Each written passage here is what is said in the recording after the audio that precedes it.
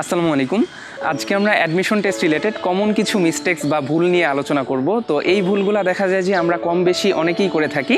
তো আমার আজকের ভিডিওটা হচ্ছে মেডিকেল, ইউনিভার্সিটি, ইঞ্জিনিয়ারিং কিংবা যে কোনো ধরনের অ্যাডমিশন স্টুডেন্টদের জন্য। তো আমরা এই ভুলগুলো আসলে সবাই করে থাকি। তো এই ভুলগুলো থেকে বাঁচার জন্য কি কি করা যায় এবং এই ভুলগুলো কিভাবে আমরা অ্যাভয়েড করতে পারি বা কি করতে পারি সেগুলো নিয়ে আলোচনা করব এই ভিডিওতে। অ্যাডমিশনে প্রথম যে ভুলটা আমরা করি সে ভুলটা হচ্ছে যে আমাদের অ্যাডমিশনে অনেক নতুন নতুন টপিক পড়া লাগে। অনেক সময় আমরা অ্যাডমিশনে এইচএসসি এর বইয়ের বাইরেও অনেক কিছু পড়ে থাকি বা পুরান বই থেকে কিছু জিনিস পড়ে থাকি। তো এই জিনিসগুলো পড়তে গিয়ে যে অনেক সময় দেখা যায় আমরা টেক্সট বুকের উপর বা মেইন যে সিলেবাসটা ছিল এইচএসসি এর, তো টেক্সট বুকের উপর আমরা ফোকাসটা কমিয়ে দিই। তো এটা কোনোভাবেই করা যাবে না, কারণ আমাদের সবসময় মনে রাখতে হবে যে টেক্সট বুকের গুরুত্বটা হচ্ছে সবচেয়ে বেশি। এর কারণ হলো টেক্সট বুকটা কিন্তু আমরা একেবারে এইচএসসি এর শুরু থেকেই পড়ি, আর এই নতুন টপিকগুলো অ্যাডমিশন বেসড যে টপিকগুলো এগুলো হয়তো আমরা 3-4 মাস বা 5-6 মাস আগে পড়েছি। তো এই জিনিসগুলোর স্বাভাবিকভাবে এই জিনিসগুলোর উপর আমাদের দক্ষতা একটু কম থাকে। আর দেখা যায় যে অ্যাডমিশনের ক্ষেত্রে এই জিনিসগুলো টেক্সট বুকের যে জিনিসগুলো আছে সেই জিনিসগুলোর তুলনায় কিন্তু অনেকটাই কম ইম্পর্টেন্ট। সো ওভারঅল টেক্সট বুকের যে গুরুত্ব তার থেকে এই নতুন জিনিসগুলোর গুরুত্ব কিন্তু অনেকটাই কম। সো টেক্সট বুকের উপর আমাদের সবচেয়ে বেশি গুরুত্ব দিতে হবে এবং এই নতুন জিনিসগুলোর উপর গুরুত্ব দিতে যেয়ে আমরা যাতে টেক্সট বুকের উপর ফোকাসটা হারিয়ে না ফেলি সেদিকে খেয়াল রাখতে হবে। কারণ আমি এই কথাটা সবসময়ই বলি যে অ্যাডমিশনের অন্যতম যে বুদ্ধি বা অন্যতম যে কৌশল সেটা হচ্ছে যে পারা জিনিসগুলো এনশিওর করা। তো পারা জিনিস বলতে গেলে দেখা যায় যে আমার সেই জিনিসটাই সবচেয়ে বেশি পারা জিনিস বা সেই জিনিসটাই আমি সবচেয়ে ভালো পারবো, যে জিনিসটা আমি অনেকবার প্র্যাকটিস করেছি বা অনেক দিন ধরে পড়েছি। তো এইচএসসি এর যে মেইন টেক্সট বুক বা মেইন সিলেবাস সেটা কিন্তু আমাদের অনেকটা সময় পেয়েছি বা সেটা আমাদের অনেক দিন ধরেই আয়ত্তে আছে। সো সেই সিলেবাসটার উপর আমরা যদি ভালোভাবে প্রিপারেশন নেই এবং সেটা থেকে যদি আমরা ভালো মতো চর্চা করি তাহলে সেটাই কিন্তু আমাদেরকে ভালো আউটপুট দিবে। এবং অ্যাডমিশনের কোশ্চেন যদি দেখো তাও বুঝতে পারবে যে এইচএসসি এর টেক্সট বুকটার উপরই কিন্তু অ্যাডমিশনের কোশ্চেনে বেশি গুরুত্ব দেওয়া হয়। এরপরে যে ভুলটা করি এটা হচ্ছে যে প্রশ্ন ব্যাংক আমরা অনেকেই সমাধান করি, এটা খুবই ভালো। প্রশ্ন ব্যাংক সমাধান করলে কোশ্চেন সম্পর্কে আইডিয়া পাওয়া যায় বা আমি কিভাবে পড়াশোনা করছি বা কিভাবে পড়াশোনা করা উচিত সে সম্পর্কে কিছুটা আইডিয়া পাওয়া যায়। কিন্তু সমস্যা হচ্ছে যে কোশ্চেন ব্যাংকে 20-30% কিছু কোশ্চেন থাকে যে কোশ্চেনগুলো হয়তো বইয়ের বাইরে বা হয়তো একটু কঠিন বা হয়তো পুরান কারিকুলাম থেকে এসেছে। তো সেই কোশ্চেনগুলো হয়তো অনেক সময় কিছুটা একটু কঠিন হয়। তো সেই কোশ্চেনগুলো অবশ্যই চেষ্টা করা উচিত পারার জন্য।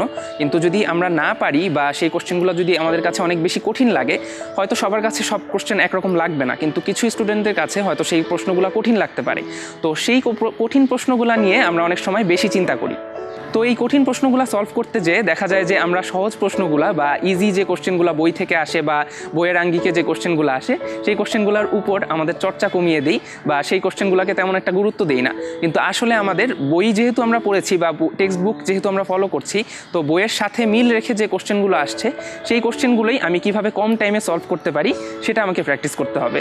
সো কোনোভাবেই এই কঠিন প্রশ্নগুলোর উপর বেশি টাইম দিতে যেয়ে আমাদের সময় নষ্ট করা যাবে না, কারণ এই কঠিন প্রশ্নগুলো দেখা যায় যে বছর বছর চেঞ্জ হয়, সবসময় একরকম আসেও না। কিছু কোশ্চেন থাকেই যে এই কোশ্চেনগুলো হয়তো একটু কঠিন থাকে বা স্টুডেন্টদের আটকানোর জন্য কিছু কোশ্চেন দেওয়া হয়।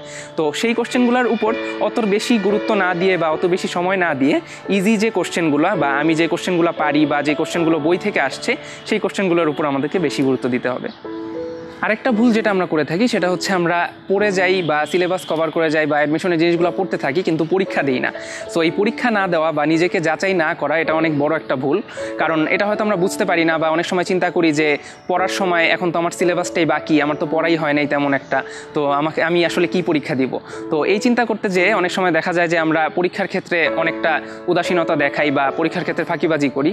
তো এটা একেবারেই করা যাবে না, কারণ হচ্ছে পরীক্ষার দ্বারাই আমি বুঝতে পারবো যে আমার আসলে কোথায় কোথায় বেশি দুর্বলতা বা কোথায় কোথায় আমার নিজেকে ইমপ্রুভ করা উচিত এবং কিভাবে টাইমটা ম্যানেজ করা উচিত। তো আমাদের অবশ্যই পড়তে হবে বা সিলেবাস কমপ্লিট করতে হবে, সেই সাথে পাশাপাশি নিজেকে যাচাই করার জন্য আমাদের অবশ্যই পরীক্ষা দিতে হবে বেশি বেশি, যাতে আমরা ভালো মতো টাইমটা ম্যানেজ করা শিখি এবং অ্যাডমিশনের জন্য নিজেদেরকে প্রিপেয়ার করতে পারি। এরপরে যে ব্যাপারটা, এটাকে আসলে ভুল বলবো কিনা জানি না, এটা আমাদের সবার মধ্যেই কাজ করে, সেটা হচ্ছে আমরা অনেক বেশি প্যানিক করি বা অনেক বেশি টেনশন করি। তো পরীক্ষার আগেও টেনশন করি বা পরীক্ষার সময়ও টেনশন করি। তো এই টেনশন জিনিসটা আমরা অতিরিক্ত করার কারণে অনেক সময় দেখা যায় যে আমাদের মূল যে পড়ার সময়টা সেটাই নষ্ট করে ফেলি। তো টেনশন আমাদের মধ্যে থাকাটাই স্বাভাবিক, অ্যাডমিশন অনেক বড় একটা ব্যাপার। তো টেনশন করতে যেয়ে আমাদের মেইন পড়াটা যাতে নষ্ট না হয়ে যায় বা আমরা আগে যে জিনিসগুলো পড়েছি বা আমাদের যে পড়ার যে সময়টা সেটা যাতে নষ্ট না না হয়ে যায়। টেনশন অবশ্যই থাকবে, কিন্তু সেটাকে যথাসম্ভব কন্ট্রোল করতে হবে, কারণ টেনশন অতিরিক্ত করতে যেয়ে যদি আমার পড়াই না হয় বা আমি যদি আমার পড়াশোনাটাই ঠিকমতো না করতে পারি, তাহলে তো সেই টেনশনটা আসলে আমার জন্য একটা ক্ষতি ডেকে আনতেছে। সো সেই টেনশনটা যতটুকু পারি আমাদের কমায় রাখতে হবে। এরপরে আসি অ্যাডমিশন টেস্ট দিতে যেয়ে বা এক্সাম হলে আমরা কি ভুলগুলো করি।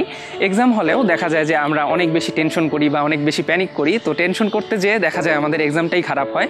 তো সেই টেনশনটা তো আসলে আমার করা উচিত না, যে টেনশনটা আমার ক্ষতি করছে। অবশ্যই টেনশন থাকাটা স্বাভাবিক, কিন্তু এত বেশি টেনশন বা প্যানিক করতে যেয়ে আমি যদি পরীক্ষাটাই খারাপ দিই, তো সেটা আসলে আমার জন্য কোনো ভালো আউটপুট আনছে না। সো আমাদের অবশ্যই টেনশন বা প্যানিকটাকে কন্ট্রোল করতে হবে যথাসম্ভব, কন্ট্রোল করে আমাদের এক্সামটা দিতে হবে, কারণ এক্সামটাই আমার আলটিমেটলি আউটপুট এনে দিবে, টেনশন বা প্যানিক না। এরপরে আমরা যে ভুলটা করি এক্সাম হলে সেটা হচ্ছে যে প্রশ্ন পাওয়ার পর দেখা যায় যে প্রথম দিকের কিছু কোশ্চেন অনেক সময় আনকমন থাকে বা একটু বেশি কমপ্লেক্স থাকে বা ক্রিটিক্যাল থাকে। তো এই প্রশ্নগুলো দেখে আমরা অনেক সময় লোভে পড়ে যাই যে এটা তো আমি পড়েছি বা এই টপিকটা তো আমি পারি, একটু চেষ্টা করি, বা এটা তো প্রথম দিকের কোশ্চেন, এটা কীভাবে আনঅ্যান্সার্ড রাখি।